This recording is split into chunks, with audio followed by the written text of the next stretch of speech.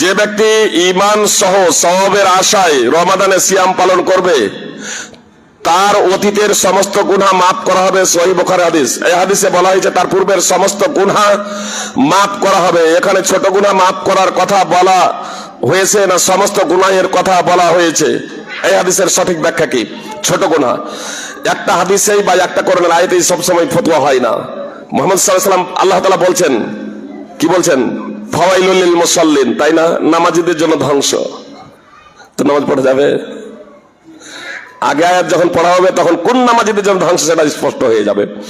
অনুরূপ ভাবে যেসব হাদিসে এসেছে রমজানে রোজা রাখলে পূর্বের গুনাহ মাফ করে দেওয়া হবে, অন্য হাদিসে এসেছে ইজাজ তানাবাল কাবায়ের, যদি বড় গুনাহ থেকে বেঁচে থাকা হয়, যদি বড় পাপ থেকে বেঁচে থাকা হয়, তো শুধু রমজান রোজা রাখার মাধ্যমে এবং তারাবির নামাজ পড়ার মাধ্যমে, কিয়ামুল লাইলের মাধ্যমে ছোট ছোট যে সমস্ত গুনাহগুলো হয়েছে সেগুলো মাফ হয়ে যাবে ইনশাআল্লাহ। এবার যদি বড় গুনাহ থাকে, কারো ছোট গুনাহ নাই, তাহলে সেগুলো হালকা হতে পারে। আর কারো ছোট গুনাহও নেই, বড় গুনাহও নেই, তাহলে তার মর্যাদা বৃদ্ধি হবে ইনশাআল্লাহ। এই আত্মসমীক্ষা করুন যে আমার যাতে বড় গুনাহ না থাকে।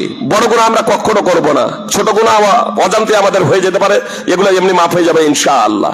এই আপনার রোজা রাখার মাধ্যমে, কিয়ামুল লাইলের মাধ্যমে, ওযুর মাধ্যমে, নামাজের মাধ্যমে ইনশাআল্লাহ।